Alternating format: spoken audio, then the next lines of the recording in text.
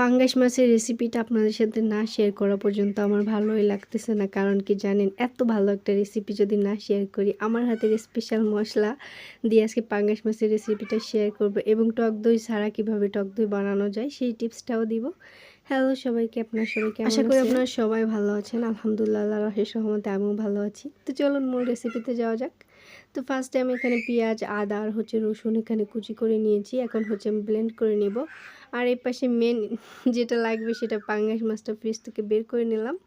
এরপর কি আর আমি মশলাগুলো ব্লেন্ডার করে উঠিয়ে নিলাম। এখন মশলাগুলো একটু পানি দিয়ে খুব মিহি করে বেটে নিব, যাতে কোনো দানা দানা ভাব না থাকে। পুরো সুন্দর করে আমি ব্লেন্ডার করে নিলাম।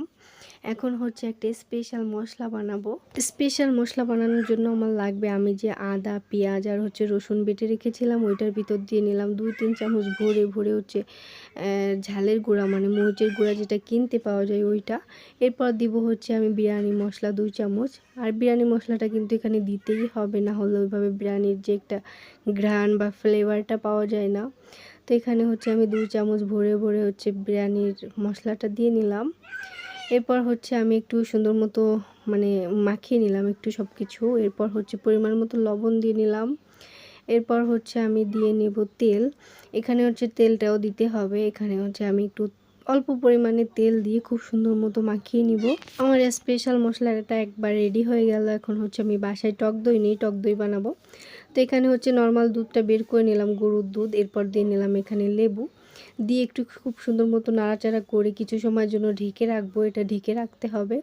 তো যখন বাসায় থাকবে না টক দই, তো বিরিয়ানি তো খাইতে মন চায়, কি করা যাবে? তখন আপনি এই কাজটা করতে পারেন। এটা একটা টিপস।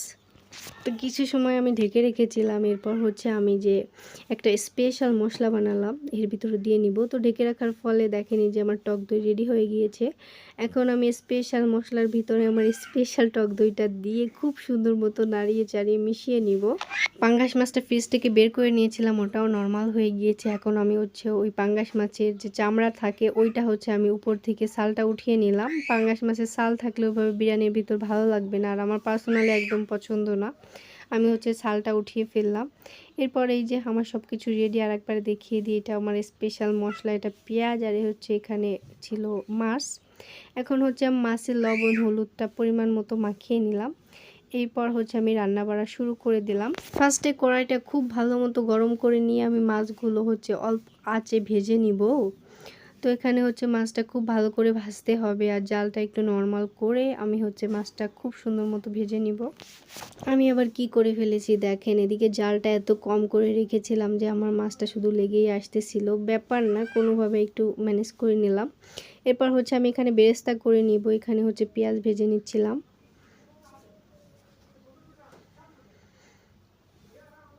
এরপর আমার স্পেশাল মশলাটা তেল দিয়ে তেল যখন গরম হয়ে যায় মশলাটা দিয়ে নিয়েছিলাম। দিয়ে খুব সুন্দর মতো আমি এখানে কষিয়ে নিব মশলাটা, যেহেতু এর ভিতরে কোনো মাংস দেওয়া নেই বা কোনো মাছও দিব না, মাছ দিলে নরম হয়ে যাবে। তো সব কিছু মিলে আমি মশলাটা শুধু খুব ভালো করে কষিয়ে নিব।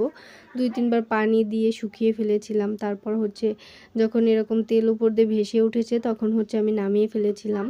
তো আমি এখানে খুব ভালো মতো যত সময় পারা যায় এখানে মশলাটা খুব ভালো মতো কষিয়ে নিতে হবে। বলা যায় মশলা কষানোর উপর ডিপেন্ড করে আপনার বিরিয়ানিটা খাইতে কেমন হবে। তো দেখেন এখানে থকথকে একটা কালার আসছিল। এরপর আমি নামিয়ে ফেললাম। এরপর আমি এখানে প্রেশার কুকারে দিয়ে নিয়েছিলাম ডালডা দিয়ে আমি চালটা খুব ভালো করে ভেজে নিব। তো এই যে আমি চালটা আগে থেকে ধুয়ে রেখেছিলাম, এখন আমি চালটা দিয়ে দিলাম। এখন চালটা খুব সুন্দর মতো ভেজে নিয়ে আমি যে মশলাটা কষিয়ে রেখেছিলাম ওইখান থেকে মশলাগুলো দিয়ে নিব। তো এখান থেকে একটু মশলা আমি রেখে দিব, যাতে মাছ তো ভেজে রেখেছি, মাছের ভিতর যাতে একটু মশলা দিতে পারি। তো এই যে এখানে আমি যে কষিয়ে রাখা মশলার সাথে চাউলটা খুব সুন্দর মতো ভেজে নিব। একটু সময় নিয়ে ভাজা ভাজা করে ফেলতে হবে। এরপর আমি পরিমাণ মতো পানি দিয়ে নিলাম। আর বিরিয়ানিতে কিন্তু যতটুকু চাউল দিবেন তার ডাবল পানি দিতে হবে। প্রেশার কুকারে দিয়েছিলাম বলে আমি গরম পানিটা ইউজ করিনি, এখানে ঠান্ডা নর্মাল পানিটাই দিয়েছিলাম। তো 2টা সিটি দেওয়ার পর আমার বিরিয়ানির লুক দেখেন, মাশাআল্লাহ সুবহানাল্লাহ, দেখেই প্রাণটা ভরে গিয়েছিল আমার। পুরো ঝুরঝুরা ভাত ছিল, দেখেই কেমন যেন একটা খাওয়ার লোভ লাগতেছিল। আর এটা যেহেতু বিরিয়ানি, অনেকে পাঙ্গাস মাছ পছন্দ করে না, কিন্তু আমি লোকলজ্জায় বলতে পারি না পাঙ্গাস মাছ আমার অনেক প্রিয় একটি মাছ। তো এখানে হচ্ছে বিরিয়ানিটাও আমার অনেক পছন্দ, পাঙ্গাস মাছটা অনেক পছন্দ। দুইটা যদি একসাথে পাওয়া যায় তাহলে তো কোনো কথাই নেই। এটাই ছিল আমার পাঙ্গাস মাছের রেসিপিটা। আপনারা একবার হলেও ট্রাই করে দেখবেন, এত মজা হবে যে আপনারা বারবার পাঙ্গাস মাছের বিরিয়ানিটাই খাইতে চাইবেন। তো কেমন লাগলো আমার ভিডিও সবাই কমেন্ট করে জানাবেন। সবাই ভালো থাকবেন, আমাদের জন্য দোয়া করবেন। আল্লাহ হাফিজ।